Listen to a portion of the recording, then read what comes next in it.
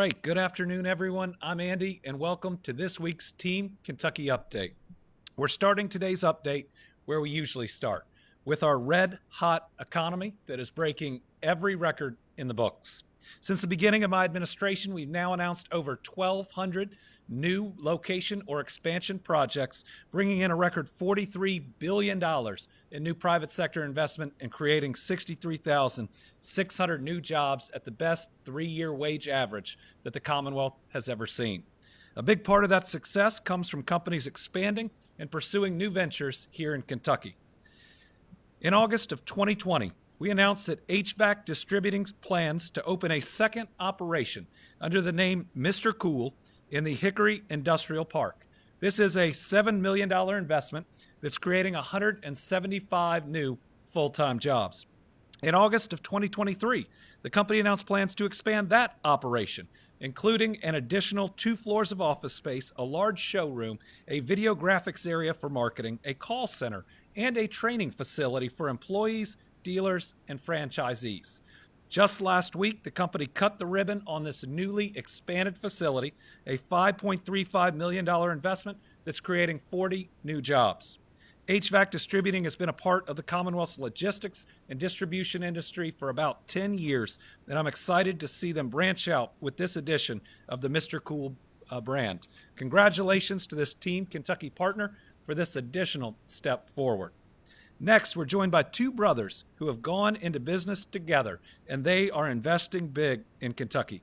Ophir and Yuri Rahimi are with us today. Together, they created RIP Technologies, an e-commerce company they founded while they were still in college in California.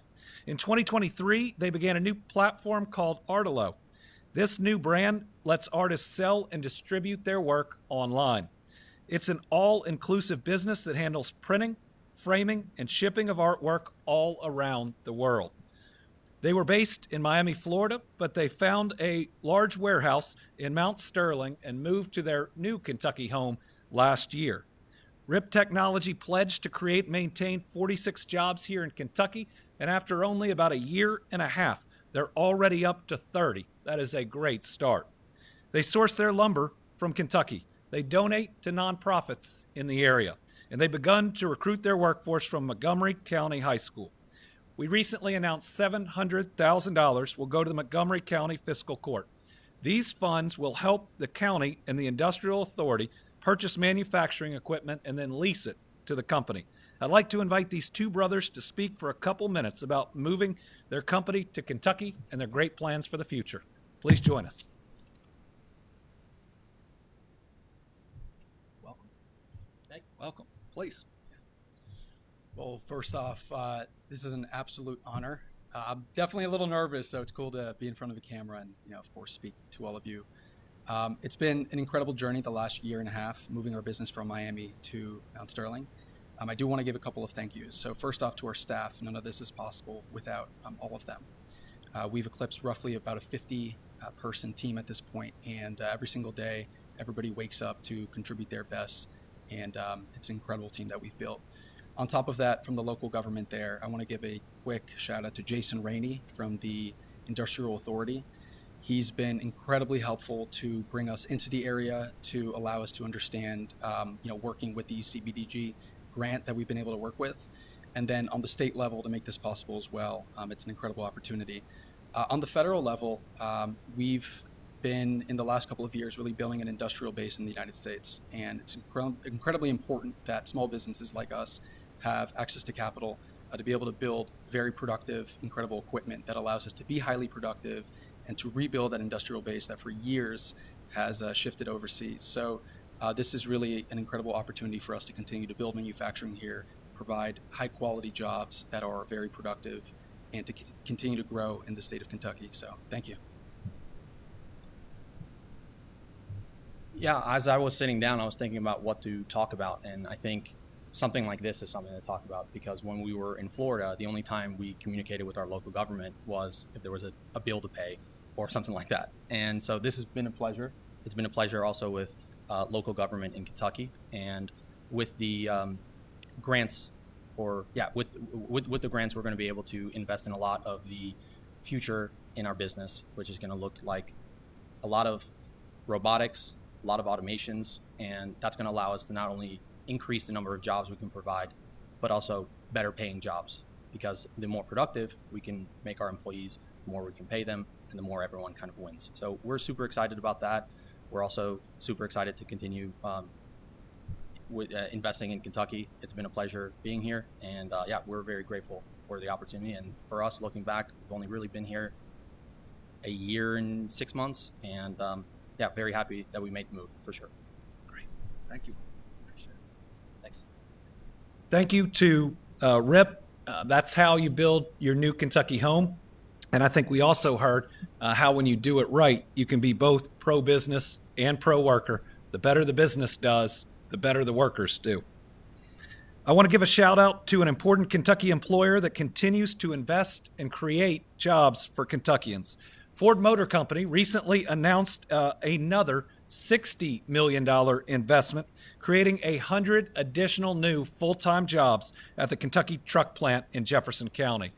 The further commitment comes as the company takes measures to respond to an unfortunate situation following a fire at a Novelis aluminum plant in New York, which impacted production. But the investment in Kentucky also comes in response to strong consumer demand for the F-250 and the F-Series Super Duty trucks. In the beginning, we thought these might be temporary jobs. We are now told that they will be permanent, full-time jobs, meaning more of our families will have access to the great job that helps them put food on the table. The investment in Kentucky will generate production of more than 5,000 additional trucks every year. And I want to thank the leaders at Ford for the investment after investment after investment they've made in Kentucky. We are grateful. Right as we were about to start the press conference, I've learned that the federal government has now provided the guidance we need to start our state work on providing full benefits under the SNAP program. We're going to recognize a lot of great workers who help make sure that people get those benefits. But as an update, the federal government is moving on their side, and I know we'll move as quickly as we can. When we have an update on timing, we'll make sure we provide that. Let me just say that this didn't have to happen in this shutdown. This is the first president that has ever refused to pay SNAP benefits during a shutdown. 2 courts told him that he could pay full benefits during a shutdown, and he went to court to try to not pay those full benefits. But we're coming out of the shutdown. What's most important is that the people in Kentucky get the help that they need and that no one goes hungry, especially in a month where we celebrate Thanksgiving. Now for a tougher update. Now, following the catastrophic UPS plane crash last week, we believe we've now identified all victims of the terrible event. These are 14 children of God taken far too soon.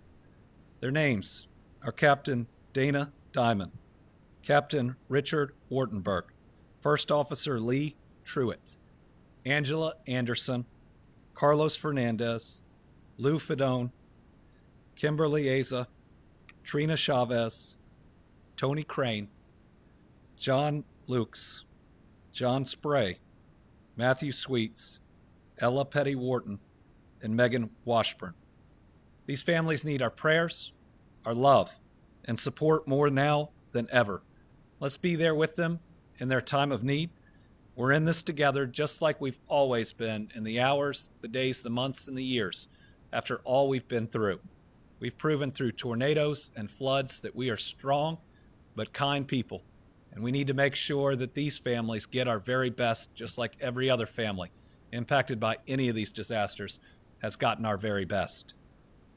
Since the day of the event, we launched the Teen Kentucky Emergency Relief Fund. We've now received a little over $48,000 in donations. Our team is continuing to receive information on what the other funds are going to cover, what the UPS fund, for instance, is covering to ensure that efforts are not duplicated. For instance, we are told that the UPS fund is going to cover funerals. We want to make sure that each of these dollars helps the families that are impacted in the best way that they can, and not in any duplicative way. So we're going to have more information on where those donations will go in the coming days.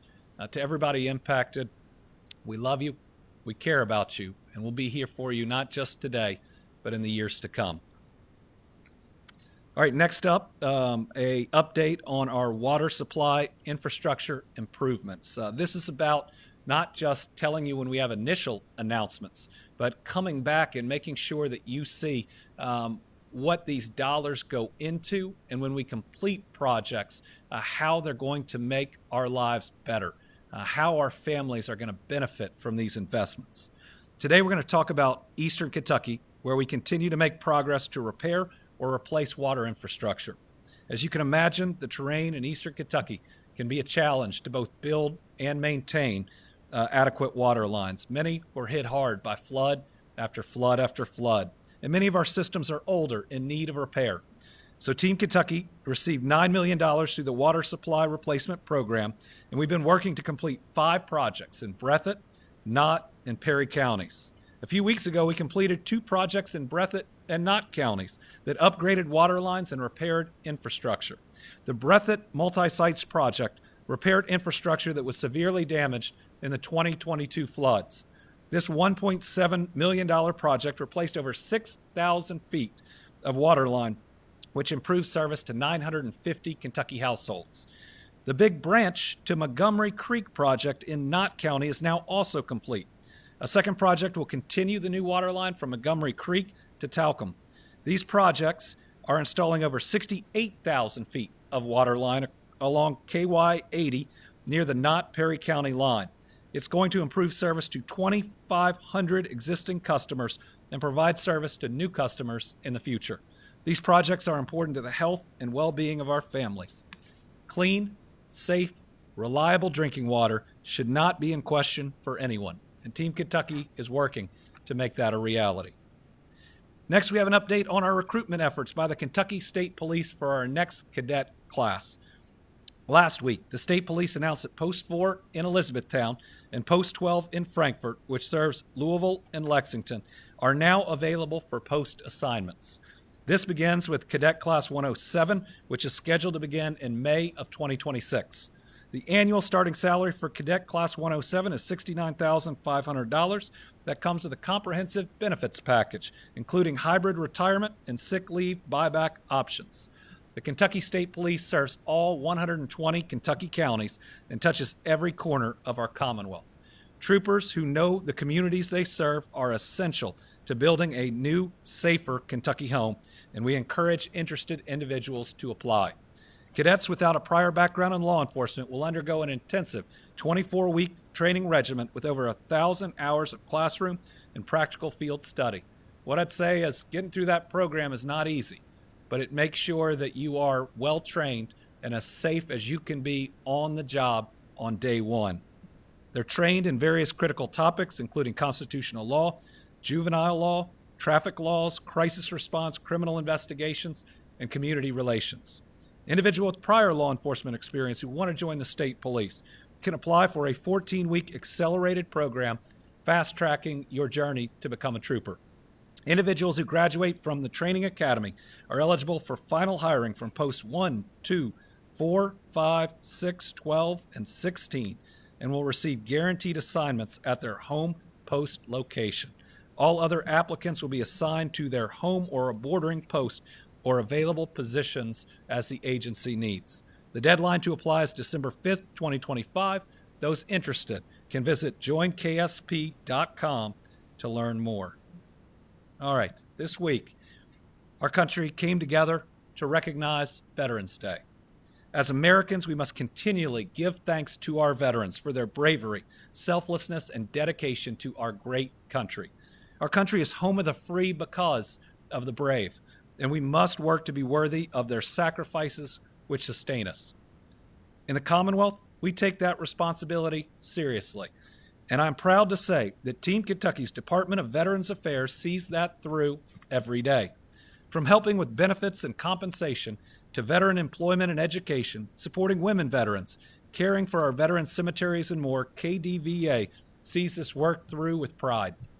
Thanks to their efforts, I'm proud to say we've made great progress for veterans across our Commonwealth and beyond. Together, we've helped create more opportunities for veterans to receive support. First, we're seeing construction continue for the new Louisville VA Medical Center, which will also include a women's health clinic. We also saw through the construction and the opening of the Colonel Robert E. Bob Spiller Veterans Center in Bowling Green, the first new Veterans Center in a long time. I've also made it a priority to sign legislation to support our veterans, military service members, and their families. KDVA and I see this work as our sacred duty, and thankfully, our efforts have been recognized time and time again, which brings me to today's good news. Come on up, gentlemen. Team Kentucky's Veteran Affairs was once again recognized with the VA Abraham Lincoln Pillars of Excellence Award for Customer Service. This is the 5th straight year. To Commissioner Whitney Allen and the entire KDVA team, thank you for all you do to support your heroes. What this means is we support our veterans. We help them get their benefits faster. We do all of this and serve them better than most states. And for that, we should be really proud, and we should recommit ourselves to winning a 6th straight one next year. No pressure. So, thank you. Thank you.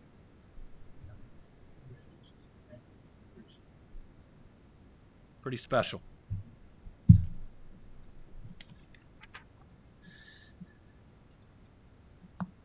November is Lung Cancer Awareness Month. We made great strides over the past several decades. We've raised awareness about lung cancer, and we've made efforts to address it, both through reductions in tobacco use and access to healthcare services such as screenings and early detection. Back in August, we were proud to report that Kentucky was the only state in the entire country to earn a perfect 100% score in a national assessment of state cancer plans run by Go2 for lung cancer. This assessment looks at what every state is doing to support lung cancer prevention, early detection, screening access, treatment, and survivorship. And Kentucky was recognized as having the best plan to address lung cancer. Our perfect score reflects our commitment to building our new Kentucky home. We're also proud of the fact that over the past 5 years, Kentucky lung cancer survival rate has increased by 30%. That means more of our loved ones are here to spend more time with our families, and it's something that we should be very proud of. But while we celebrate in this progress, we know that there's a lot of work left to be done. Lung cancer is still the #1 cause of cancer deaths in Kentucky, and we recently learned we rate the highest in the nation for new lung cancer cases. For this reason, we continue to remind Kentuckians about the importance of avoiding tobacco and the health services available to screen for lung cancer. When we catch lung cancer early, we can treat it and get folks back to the things that matter, because an early diagnosis increases the odds of a successful treatment. If you think you could be at risk for lung cancer, we encourage you to talk to your healthcare provider. This could be if you're over 50 years old or you currently smoke or quit within the last 15 years. If you meet the criteria, consider getting screened for lung cancer. The best thing you can do for your health is to act. Another important thing Kentuckians can do is to help friends and neighbors quit smoking. That's why Team Kentucky also provides the Quit Service line, Quit Now Kentucky, to help anyone who wants to quit smoking. Just call the number on your screen, 1-800-QUIT-NOW. The service is totally free, and coaches can connect you to lung cancer screening resources you qualify for. Now, we're thankful for everybody who works on this program and for everybody out there in Kentucky that's looking out for your neighbor. All right, that brings me to today's Team Kentucky All-Stars. On October 31st, we got some positive news in the multi-state challenge that I joined against the Trump administration to secure SNAP benefits. That day, the court ruled in our favor, and from there, we learned the federal administration would partially fund SNAP.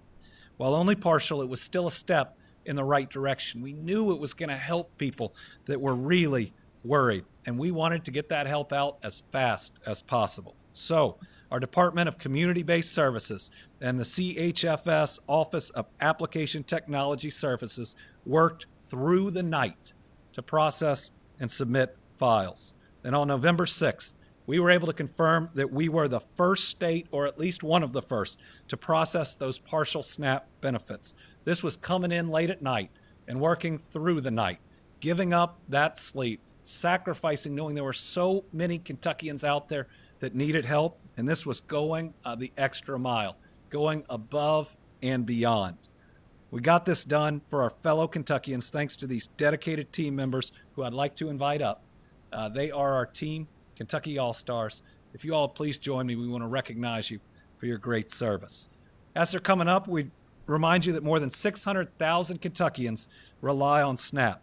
That's 1 in 8 of our people, many of which are children. These families need our support, and because of the work of these incredible state employees, they got help, and they got it quickly. All too often, people say negative things or have negative perceptions about federal or state workers, but the people behind me are heroes who came in, who got the job done, and because of that, a lot of people in Kentucky had enough to eat that wouldn't have otherwise. So I am proud that we are naming them this week's Team Kentucky All-Star, recognizing them for their incredible work for their fellow human beings. Thank you all. Thank you all. I'm going to make everybody say it. As long as we're okay with that. All right. Thank you. Thank you all. Sorry. Thanks for all the work. Thank you.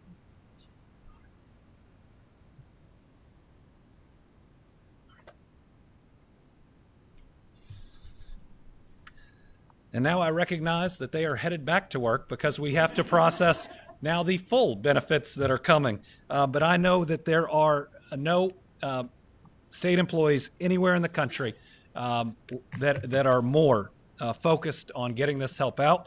We have a challenge coin, my personal challenge coin for each of you, just as a token of our appreciation. Okay, with that, we will open it up to press. 1 reporter in the room, about 7 online. We'll start with Carolina.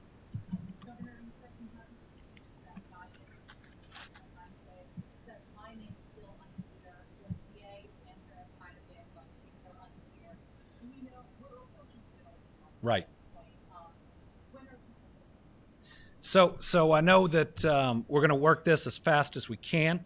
We think that a good projection is middle of the month, that we think that most people could see those dollars coming in. But we're going to give you a better projection as we're able to review the federal information and to see the amount of time. This one's going to be a little more complex, I think, because partial benefits have already gone out. And so this is secondary on top of that. Now, I would say that partial benefits weren't just X percent of what people used to receive. There's actually a formula.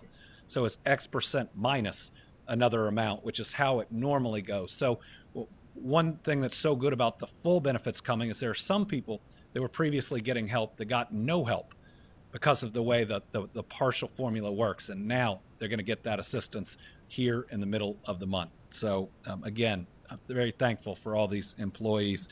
I only know a little bit of the complexity of what they do, and I'm grateful for it. All right, on the line we have Josh James. Hi, Governor.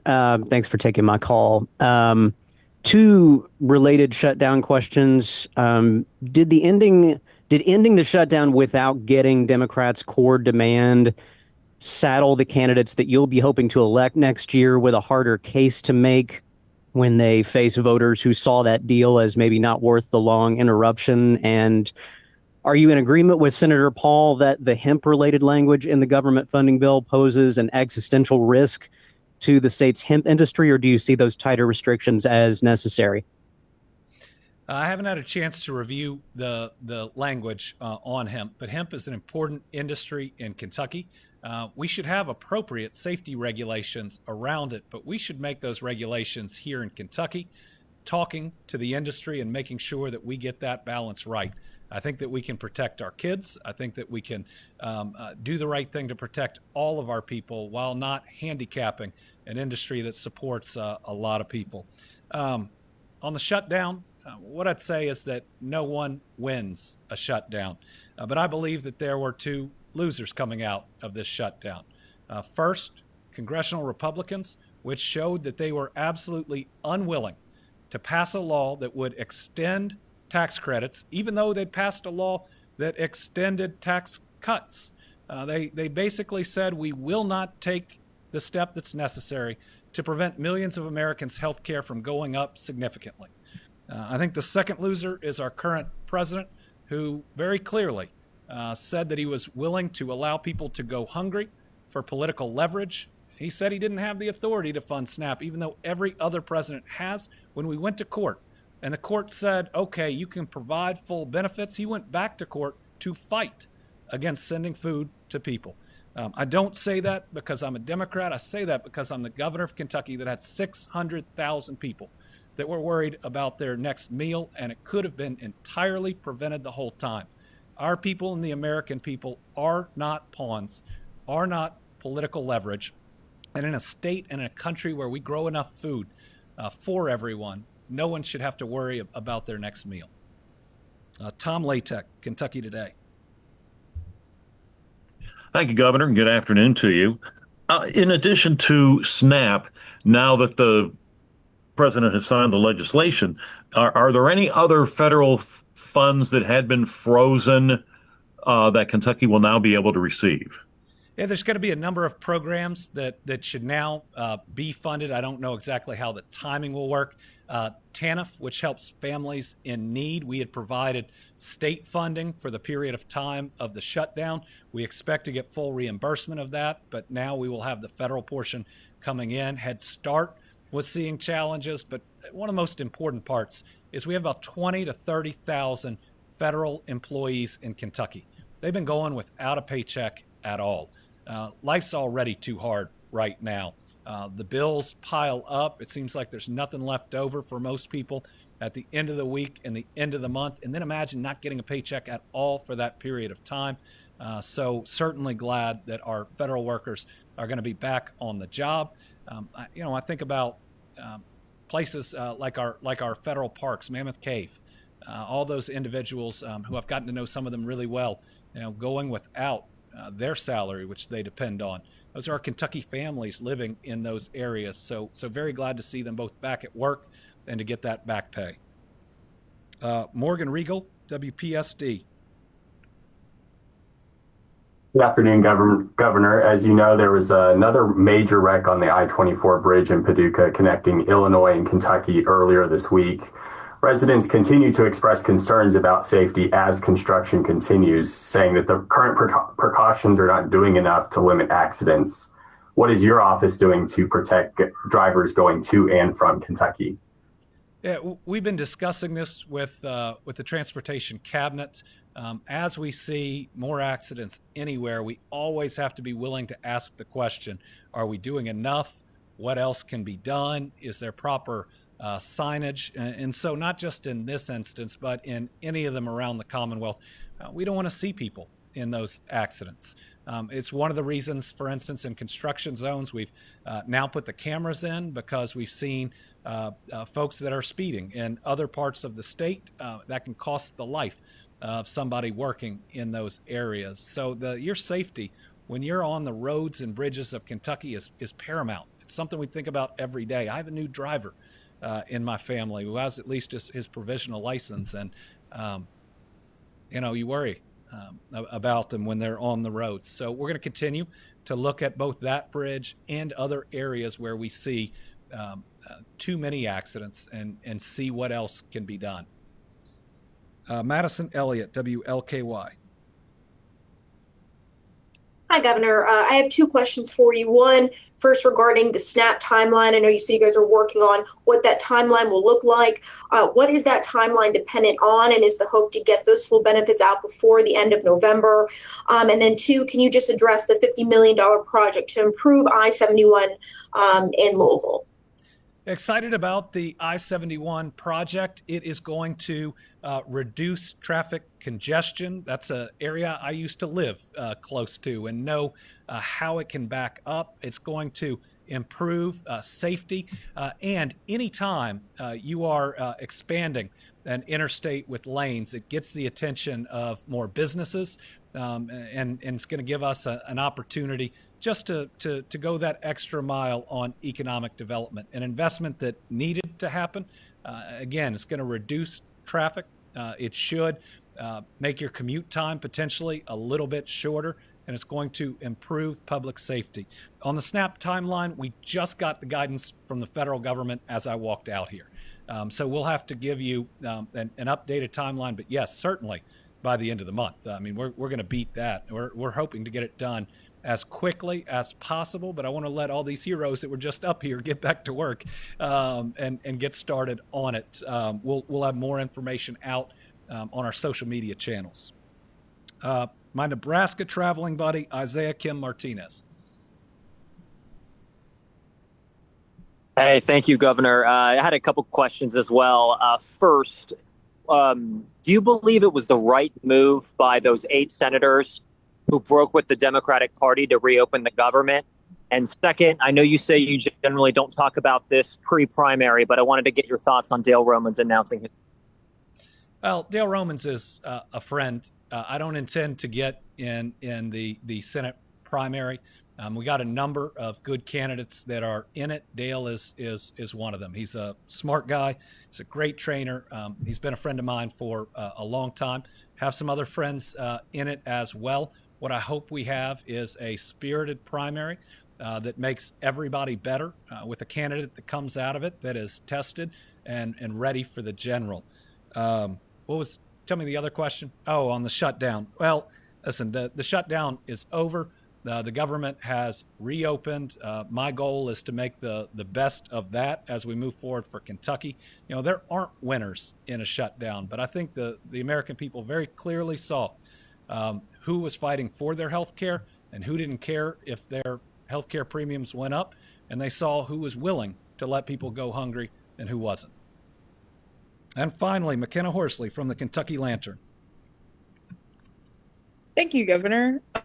Last week, Attorney General Russell Coleman asked the Franklin Circuit Court to overrule you in a case regarding the death penalty and clarify from his point of view that there is no impediment for you to sign a death warrant for Ralph Bays. What is your response to this action, and what do you think would be the ideal outcome in this case? Well, I think that opinion very clearly states that we've got to have additional regulations go through the process, and we didn't hold that up. We submitted the regulations. I've just reviewed the comments that came back on them. You know, I'm following a court order, which the Attorney General knows I have to follow. You know, I'm an attorney too. I can read those orders just like he can. And listen, only one of us is pushing out press releases. I'm trying to do the right thing by the court.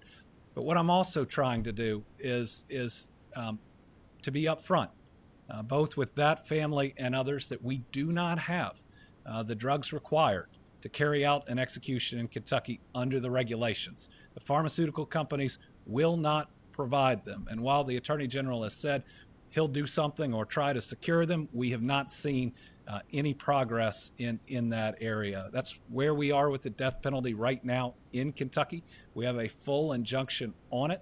And one of the steps that we have to do, if that injunction's ever going to be undone, is to get the regulations through. They're moving, and we probably will have more news on that soon. All right, I want to thank everybody for being here today.